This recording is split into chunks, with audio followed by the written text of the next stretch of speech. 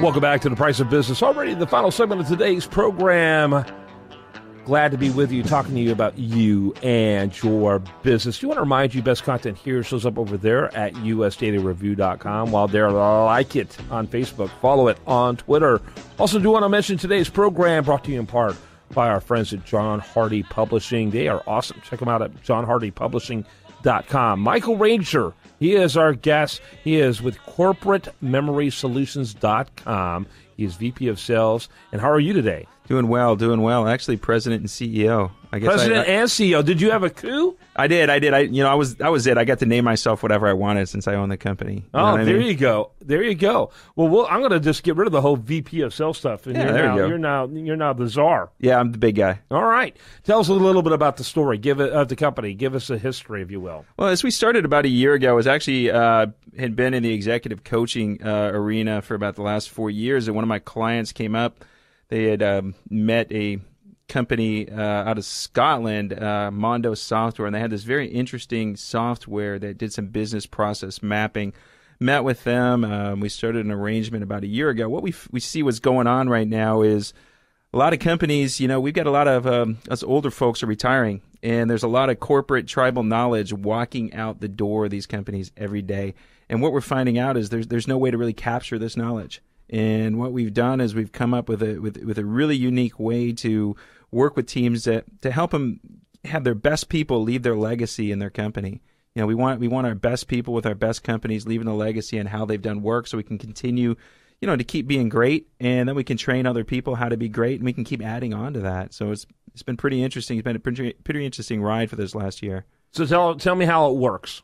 Well, what we do is we, find out what's going on. For example, we just brought on a client last week, been around for 18 years. They've got 16 employees. They got 4 major people retiring in the next 6 months. They're like, we're not sure what's going to happen. These people are going to walk out the door. What we're going to actually do is we're going to sit down with them, and we're going to, interview them over the next few months, figure out what they've done special. So we find out what happens with our best people is they work instinctually. They come in and you ask them how they do work, and they've really got no idea. They just come in and they go to work and they do it, and they do it at a very high level. Well, what we want to do is be able to get that information out of them and, help them put that down on paper, so to speak. We're actually doing it electronically now, and we draw these swim lane maps that allows a company to understand who does what, why, and how, and what tools are available to help them be successful. How long does it take to extract that kind of information? Oh man, it depends on the company. It really does. We've got a big regional healthcare facility in North Carolina. They are looking to do about 90 processes a month. They figure it's going to take them about 2 years to get what they need to do. Smaller company, we're looking at 2 to 3 months to sit around and really figure it out. Really what we do, Kevin, is we go into an organization and we look at the Pareto principle. We want to figure out what are the 20% of the things that do really well that bring them 80% of their business. Let's get that stuff documented. Let's figure out how our best people do it. Then what we want to do is figure out, hey, where are some issues? Where are some things that are holding us back? Do we have compliance issues?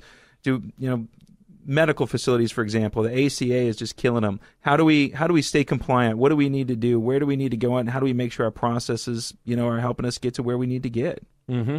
Let me ask, kind of give me a range of the type of companies and sizes of companies that you work with. Is there first of all, I'm noticing a medical bent here. What else did I see? Well, I saw a medical bent in addition to a larger, audience bent. Yeah. But is medical one of your sweet spots? It is, and it's funny is the software that we're using, it was actually developed for upstream oil and gas. The guys that developed it were out of Aberdeen, Scotland, so they're doing a lot of offshore drilling. When we got here, we went there. My background is oil and gas. We started going here, and then, the oil prices dropped. They started saying, hey, we don't have time, we don't have money to do this. So we started looking at the medical industry. We just knew it was there. We really started thinking about it last year when the Ebola scare happened. Okay, the Ebola scare happened in Dallas. What happened when that everything went wrong at that hospital in Dallas was all process driven. It was 100% process driven. The information was available. Nobody knew how to go get it. And so what we started doing is we started reaching out to some medical facilities saying, hey, how do you transfer this knowledge? How does your people understand what you do? And, that's how we ended up getting Comwell Health as our biggest client to date. They're a 16 facility regional healthcare operation in North Carolina. They've got they're in 6 counties. There's 2,200 organizations just like them in the U.S., and we're really hoping to get some templates from them. They're one of the best, and be able to take that information on help these other companies get better. These are the things that we're looking to do. Yeah, and what are the size ranges of the companies that you typically work with? It's funny. We're pretty industry agnostic and size frame agnostic. We've got one company that we're looking to engage with right now that's got 8 employees. We're talking to the one right now that's got 600. So we're just finding that need. The more we get out and share with what we do, we're just getting feedback is, wow, we need this. So it sounds like it ranges from as much as small up to large mid-market. Yeah, that's pretty much our sweet spot. Some of the big, the Fortune, 1,000 companies, they're doing a lot of stuff. They're thinking about this. We know they are. But when we start sitting there talking to that small to mid-market company, we really seem that we're going to probably end up with a niche there. Being around for 1 year, we're still trying to figure that out a little bit and, where we go. And, that's one of the fun things about being a startup. You kind of get driven around and you get pushed by the wind a little bit, but, then the things start to settle and you start to figure out your niche and where you really settle in. And, we're getting there right now, and that's really what we're looking to try to do. How do you charge a client? Well, 2 things. One, there's the software, and then there's the consulting factor. Generally what we want to do is we want to go in there and figure out what they want to do. We'll sit down with them first. We'll look at probably an hourly or day rate on the consulting side. The software package is either, they purchase it and have an annual subscription, or we have a, kind of a rent to own, monthly fee, just keep on going with it, pay it by the month. Yep, very good. And what do so how I noticed in your background information, did you start in Dallas? Is that correct? No, we started in Houston. We started in Houston. But are you expanding to Dallas? Is that what I hear? There's a Dallas connection I saw here. No, I don't know about that. We've got some people that we're talking to that are in Chicago. We got some people we're talking to in Boston. We got some people we're talking to in North Carolina. We're really looking to expand. Dallas market, we are talking to a hospital, a small hospital, non-for-profit hospital in Dallas right now.